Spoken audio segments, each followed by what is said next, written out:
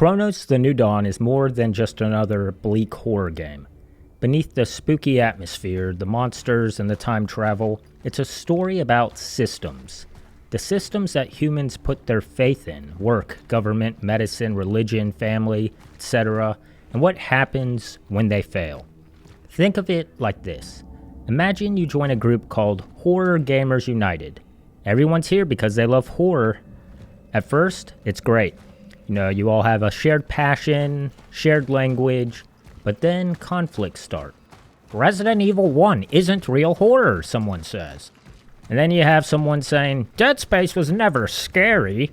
And slowly but surely, the unity that brought you together dissolves into conflict. And it stops being about horror video games at all. And it starts becoming about weird shit, it's about enforcing rules and stripping away individuality until all that's left is just the voice of the group. That's the seed of Cronos' world. Every system, no matter how noble, eventually consumes the people inside it, sometimes through bureaucracy, sometimes through faith, and sometimes through flesh. And the game makes this idea concrete by framing everything around two forces. You have the change and the collective. So the change is the event that ended the world. It's some sort of spreading mutation that fuses people together into some grotesque biomass, and it just wants to merge everybody together. And it's not a disease you can survive. It's not like a war you can win. The change doesn't really even kill you in a traditional sense. It just absorbs you. What used to be an individual becomes part of a biomass. It's like a nightmare unity. The second force in the game, the collective, an organization that exists in the future, they claim to preserve what's left of humanity. What are you doing?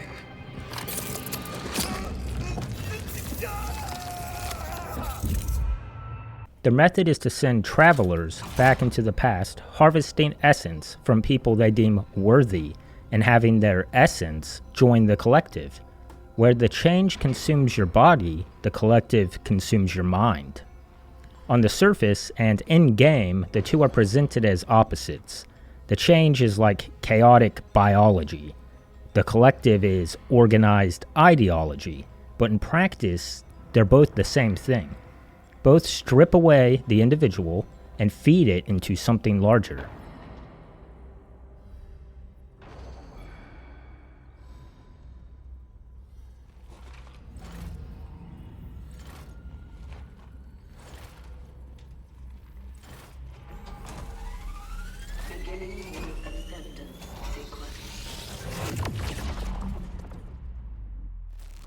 Cronos draws a lot of parallels to the real world.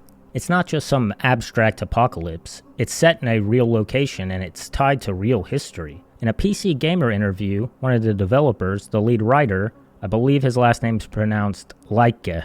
I'm probably fucking that up, I'm sorry, but Laika goes on to say that after World War II, people from all around the country, the destroyed country, came to this place to build a dream, to build socialism. They created the Steelworks, and at one point, over 40,000 people worked there. He goes on to say that martial law was imposed at the time to kill solidarity amongst the people by the government. The government was starting to panic because they thought they were going to get overthrown by the people. And he says, spoilers, we did good with that. We pushed those motherfuckers back to Moscow. Then about the idea of the game, he says, but we ask ourselves, what if the martial law was imposed because of something else, like a weird virus? In the real world, we have overcome oppression because we were able to come together. But what if getting together is the problem, and thus the merge? The game makes its politics clear in its setting and its architecture. New Dawn is a monument to communism. There's a note early on praising Polish and Russian labor joined together. Endless tunnels linking every citizen, propaganda sculptures lining the walls. On paper, it's kind of like a beautiful idea, you got your unity, efficiency, it's progress. But step inside and you realize it's just another machine for stripping away identity. Going back to that earlier in-game note, sure, it sounds great on paper, but it ends up being you don't choose your route, you don't choose what you even get to see. Even the art is state-sanctioned social realism. The nice art's not placed there to inspire you, but it's there to remind you of who you are supposed to be. Cronos takes place in Poland, obviously, and because the world ended in the 80s in the universe of Cronos, and because you also travel back in time to the early 80s, you find the communist imagery scattered all throughout the game. And this communist kind of ideology itself is represented in the future by the group of the Collective. Everything about them is a clean allegory for communism, the rhetoric of preserving humanity, the harvesting of essence framed as a noble sacrifice, the way individuality is erased into a larger archive. The Collective is collectivism's language.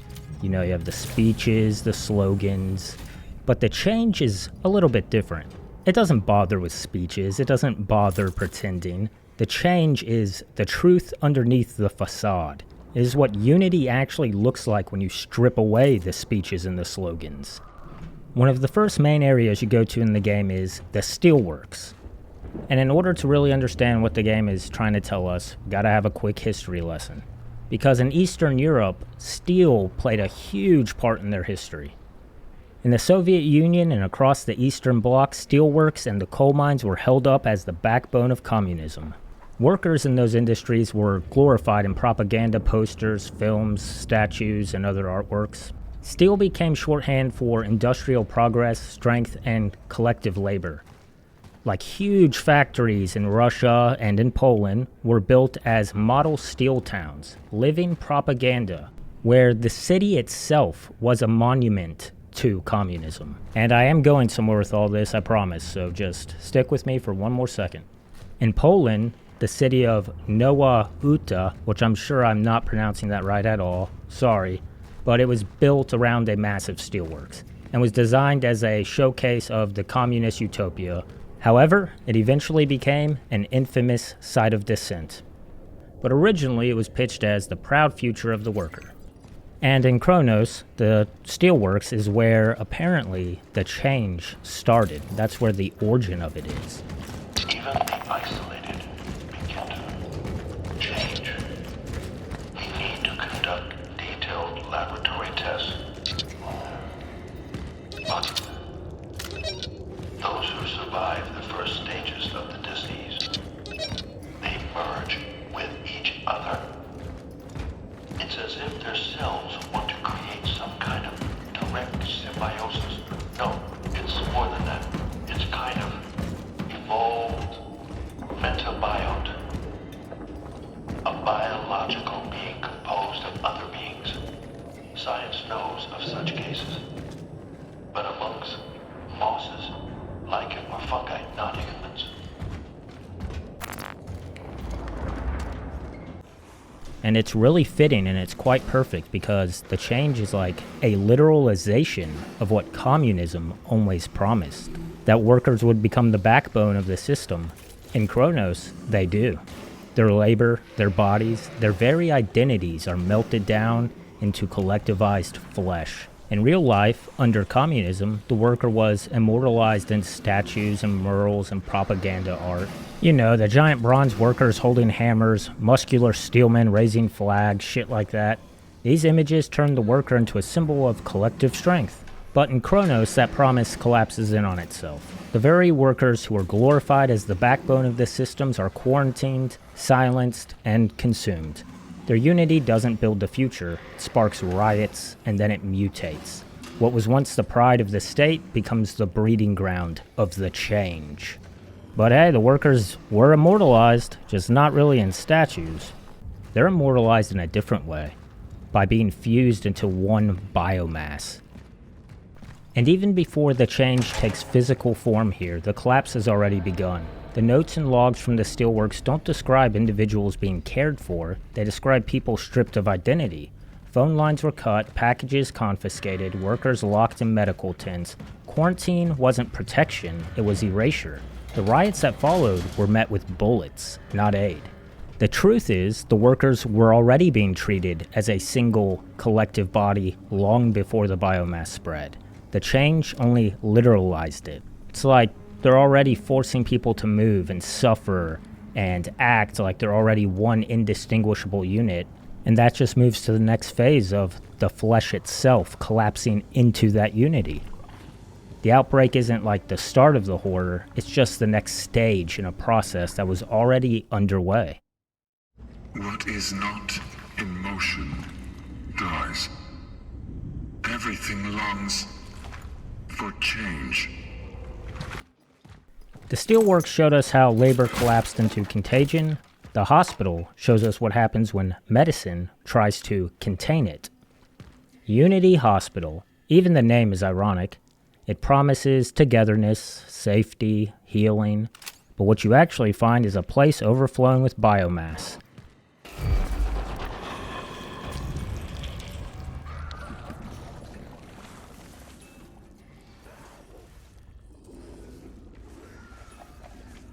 Where medical care has turned into another system of assimilation. Dr. Zibbert's own notes admit defeat. I have never encountered anything like this before. The disease seems so strange that it even escapes standard classification. All the information we gathered during the early analysis seemed to indicate that it is a virus, but it doesn't act like one at all. We don't know how it transmits. We don't know how it mutates. It's as if it came from a world with different biological laws. Or was brought, rather. He must be the answer. Failed. As doctors. As humans. Did we bring the thickness to the world? I believe it was always here. Waiting. And so the system of medicine breaks down, instruments won't help, procedures do nothing. All its knowledge is meaningless in the face of something it can't categorize. All the while, Dr. Zibbert is promising his patients, his suffering patients who are fucking merging into themselves, into other people, that, a cure is coming, don't worry, we'll have a cure soon. It's kind of fucked up. And the notes and the logs in this area show how the nurses and the doctors just had no fucking idea what to do. Some of them want to operate on the patients, but then others are saying we can't operate. We don't even know where these people begin and where they end because they're all merged together. So yeah, it's pretty apparent there's no cure for this kind of stuff yet. Dr. Zibbert's still saying, we're gonna find something, we'll figure something out.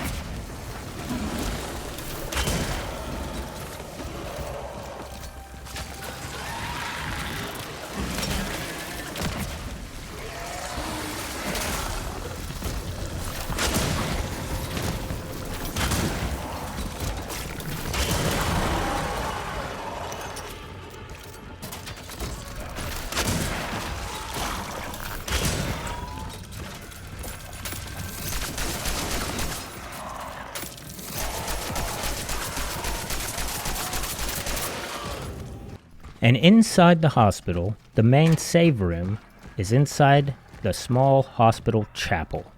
And this chapel inside the hospital makes the message clear. Medicine and religion aren't separate here. They're part of one machine. Healing and faith collapsing into each other, both demanding surrender, both consuming the people who trust them.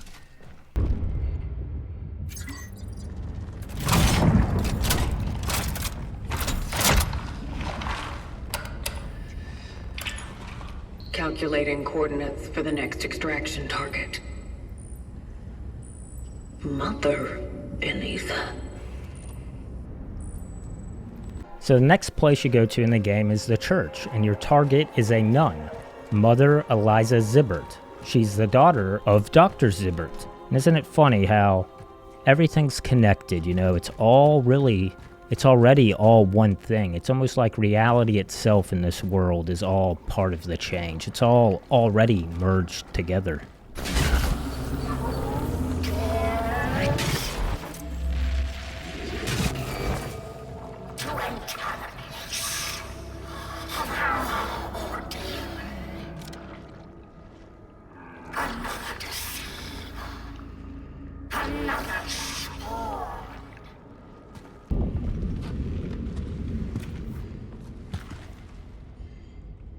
So this is it, huh?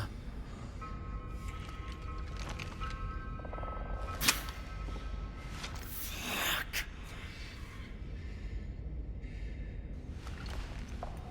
I had known that this is what hell looks like. I might not have ditched fucking Sunday school.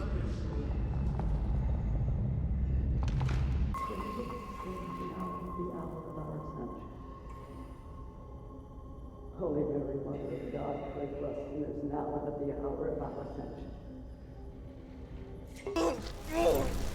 What's happening? The ascendance.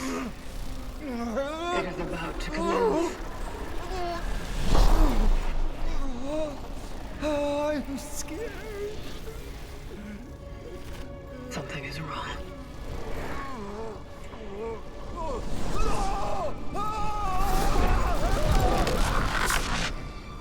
But I don't want to get too far ahead of myself, so let's just move on to the church. If the hospital turned healing into collapse, the church takes it one step further. It turns the collapse into worship. The church is a final refuge. When every other system failed, people poured into its doors.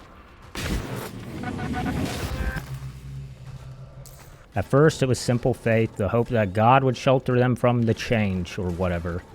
But soon the priests and nuns stopped preaching salvation from it and began to proclaim the change as divine. It seems that my target was organizing a kind of humanitarian refuge in this place. When the change began to manifest, everyone was welcome here. Despite the common knowledge about the process of change, people were still in direct contact with each other. There was no fear. They gave the impression that they were waiting for something. They were preparing for it, and being coordinated. Initial investigation confirms that it was my target that was at their head. Such is our calling. And divine it is. The pews are basically biomass, the nuns all fused into a single grotesque mass, and at the center is your target, Mother Eliza, transformed into the Voice. And even though she's been transformed into this nightmare creature, she still speaks as if the system is holy, as if being consumed is still part of some divine plan.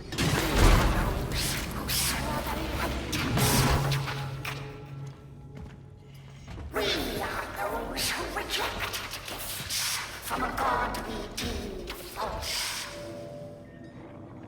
Those who refuse to join the demon. The collective. The legion.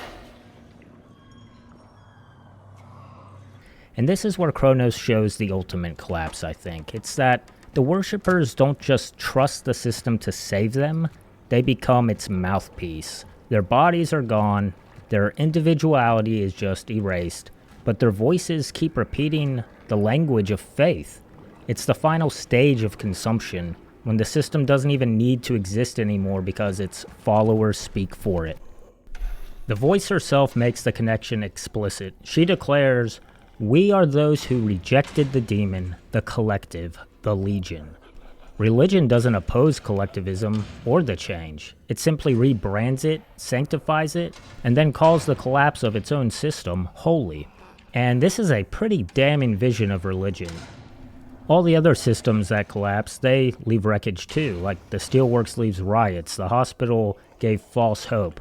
But religion leaves nothing. No self, no thought, no flesh that's your own. It leaves only a mouth still moving, repeating words you didn't choose. That's the real horror here. When you're so consumed by the system that even after it fails, there's nothing left of you to recognize the failure.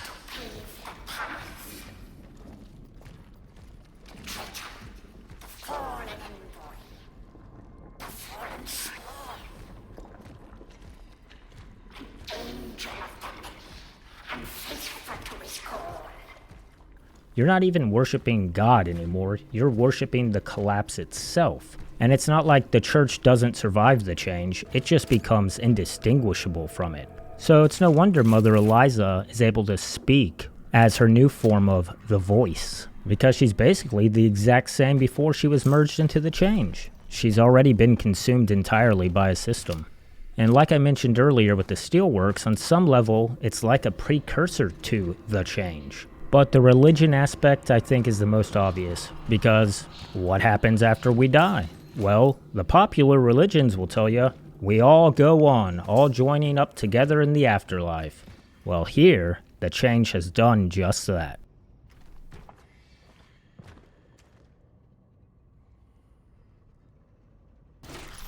If labor, medicine, and religion are systems, then the family is the most basic one of all. It's the first system you're born into, the one you don't choose, and Cronos makes it clear, even family is just another mechanism that can consume you. And there is a lot of family motifs and mother, child, father motifs all throughout this game. So Cronos doesn't present family as refuge, it presents family as inheritance, a system you are born into, one that carries the collapse from one generation to the next. Between the mother, the father, the child, there is no separation. It's all family. It's all one thing. Now here's something kind of interesting. Cronos doesn't treat art or architecture as neutral either. They're systems too, designed to funnel people, strip away agency, remind you of who you're supposed to be. And like architecture, take New Dawn itself. This note describes the station as a collaboration between Polish and Russian engineers, an ambitious project uniting two nations. It sounds noble, but the subtext is like a forced collectivism. Individual labor, even national identity are just like erased into a single monument. And it's not just like a backdrop, it's a prototype of both consuming systems. On the surface, the endless tunnels and propaganda, it kind of like embodies the collective's dream. It's efficient, orderly, every citizen funneled through the exact same path, the same arteries. But you look again and it's also like the change. A city that's already merged body. It's already merged the individuals. It's already dissolved into one organism. The note goes on to talk about the rich ornaments and the jaw-dropping mosaics decorating the walls. The whole station is a genuine art gallery, turning every journey into a deep cultural experience. And then it talks about Antoni Surma, and he's an artist, and his inspiring monumental sculptures are the best that social realism art has to offer. Later in the game, you actually go through this sculptor's house. And you find that he was actually visited by a traveler, and he was that traveler's target, to have his essence joined with the collective. However, he convinces the traveler to not collect his essence just quite yet because he's working on his last piece. And in his note he says, "I know I have to sketch quickly to capture your essence. I see you becoming the combined embodiment of all God has chosen to bestow upon me. My chisel cannot keep up your beauty. It is as fleeting as life itself. For what is it? A single brief moment, no more. All that follows is wither." So he's trying to sculpt one of the changed beings, and you can find it in his basement, the sculpture. Like, you can see how everything is connected in this world. The city's architecture down to the sculptor, the artist who added pieces to this artwork inside the city, and it's all connected. It's all already merged, like the change, which is just the physical form of whatever this is. And that same artist is also a target for a traveler's extraction. And all these systems that we've been talking about, everything, it's all connected, and you can't just have one without the other, and if one collapses, they all collapse. So individually, the Steelworks, the hospital, the church, the family, and the art of New Dawn, they all collapse. But Cronos doesn't just show them failing in isolation. It shows how they were already feeding into each other long before the change even showed up. Different organs of the same body. And so, it fucking began. The military came, scientists, doctors. It only took a moment For the entire quarantine to turn into some kind of fucking prison camp. Early in the game, you find a note from a pharmacist talking about Unity Hospital. She begs for resources to stop patients from going blind, insisting the hospital must have supplies, even if they deny it. She jokes that it would take a miracle for the commies to accept Red Cross aid. In a single entry, in this single note, medicine collapses into politics, rationing into faith. Healing isn't healing anymore, it's ration power, and bureaucracy decides who lives and who goes blind. And blindness is one of the main symptoms of somebody infected with the change.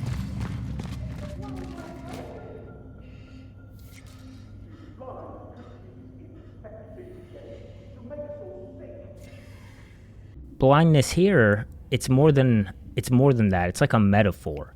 People are losing sight, but still told to trust the hospital. Blind faith in a system that does not save them. By the time the biomass fills the wards, Unity Hospital has already unified suffering through denial and bottlenecked control. This is how all the systems work in Cronos. The Steelworks collapsed into quarantine, where medicine and government locked arms.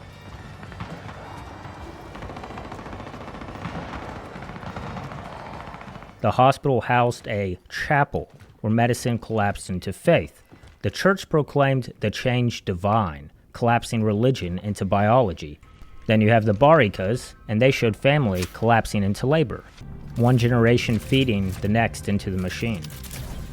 Every one of these systems was already feeding the next, already blinding the people inside them. By the time the biomass takes over, the metaphor is literal. Nobody sees anymore, nobody chooses, they are all just part of the same body. And that's the horror that Cronos makes impossible to ignore. You think you're choosing between medicine or religion, family or politics, art or labor, but you're blind to the truth. It's all the same system, just wearing different faces. That's not just an in-game problem, that's an IRL problem. Look at history and look at the present. People cling to collapsing systems, defend them even as they fail, and they refuse to see the cracks, even if it's right in front of them. And that willful blindness is part of what allows the collapse to spread. Cronos doesn't tell us which system will break next. It just shows us how they all do. And it leaves us with one question. If every system you put faith in eventually consumes you or collapses, then what's left of you? This has been David with Consternation Evolved. I'll be releasing another video about Cronos soon, so keep an eye open for that one as well. Peace.